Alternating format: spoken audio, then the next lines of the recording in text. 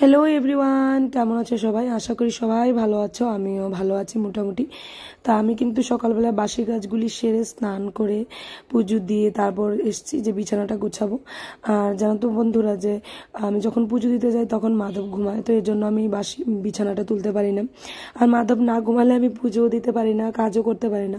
তো ওকে ঘুম পাড়িয়েই, ও যদি উঠেও যায় তাহলেও তো ওকে ঘুম পাড়িয়ে তারপর আমি আমার কাজ করতে যাই, বাসি কাজগুলো যেগুলো আমার সমস্ত ঘর দরজা ঝাড় দেওয়া, তারপর মোছা, মেইন এন্ট্রান্সটা পরিষ্কার করা। তো এগুলি করে স্নান করে পুজো দিতে আস্তে আস্তে আমার প্রায় 1 ঘন্টা লেগে যায়।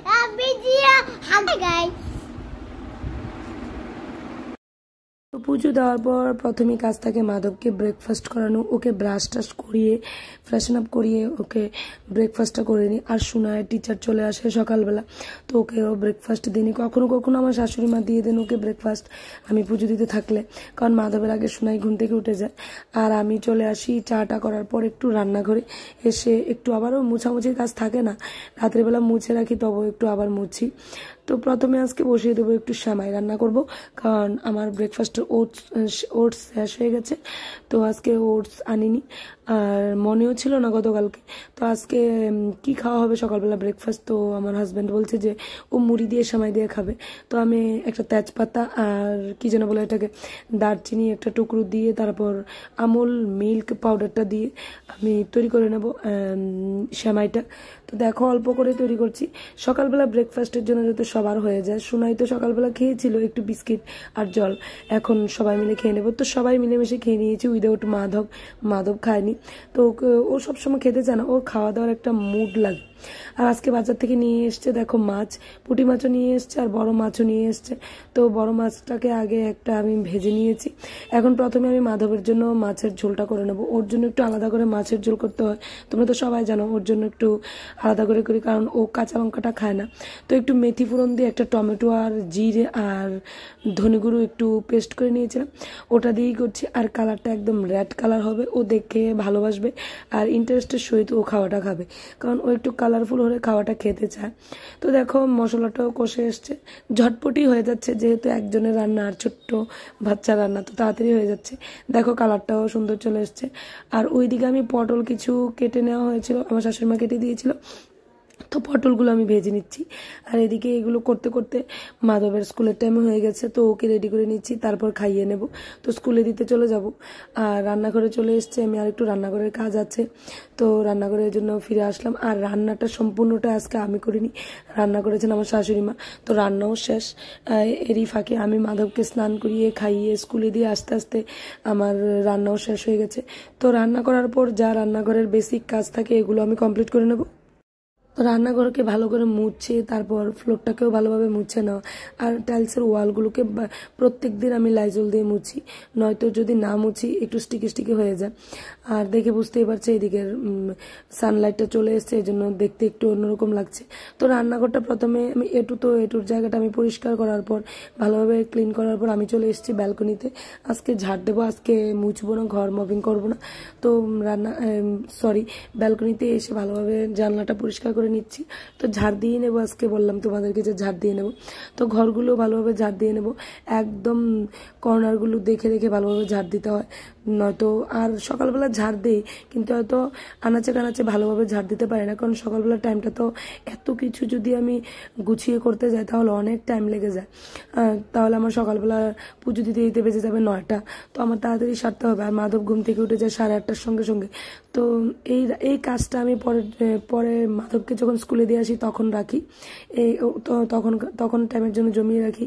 আর সকালবেলার টাইমটা তাড়াহুড়ো করেই কাজটা করে নিই।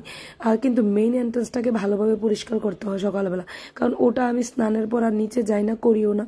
আর দেখো কিছু ডাস্টিংয়ের কাজ আছে যেগুলো করে নিচ্ছে। গ্লাসটা তো প্রত্যেক দিনের একটা রুটিনই হয়ে গেছে, তো গ্লাসটা যেহেতু পরিষ্কার করছি, তো এই স্টাডি টেবিলগুলোটাও একটু পরিষ্কার করে নিই। আর আমার এই আলমারিটাকে একটু মুছে নিচ্ছি। আর আজকে সকালবেলা না খাওয়া দাওয়ার টাইম পাচ্ছিলাম না, তো মাধবকে স্কুলে দিয়ে এসে চাও 2টো বিস্কিট দিয়ে খেয়ে নিয়েছিলাম। মাধবকে তাড়াতাড়ি করে স্কুলে দিয়ে এসে আগে খেয়ে নিয়েছি।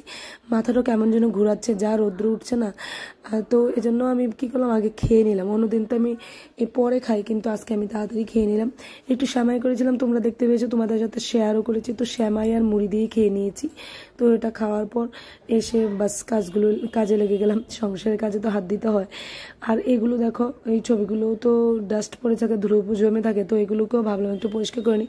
আর এই গ্লাসটা অনেকদিন হলো পরিষ্কার করি না, তো এটাকে একটু শুকনো একটা টাওয়াল দিয়ে ভালোভাবে একদম ঘষে ঘষে মুছে নিচ্ছি, নয়তো এখানে হাতের ছাপ পড়ে থাকে। আর আমার হাজব্যান্ডের এই ওয়ার্ড্রোবটা, এখান থেকে যখন গ্লাসটার মধ্যে হাত দিয়ে খুলে যখন জামাগুলো বার করে, তখন একদম হাতের ছাপটা পড়ে থাকে আর দেখতে একদম বিচ্ছিরি লাগে।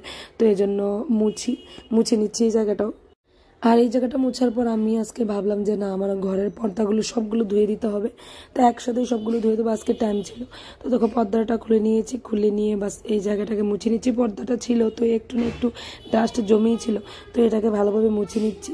আর এদিকে আমার বেসিনের উপরে যে আয়নাটা আছে, গ্লাসটা আছে, এটাকেও ভালোভাবে মুছে নিচ্ছি।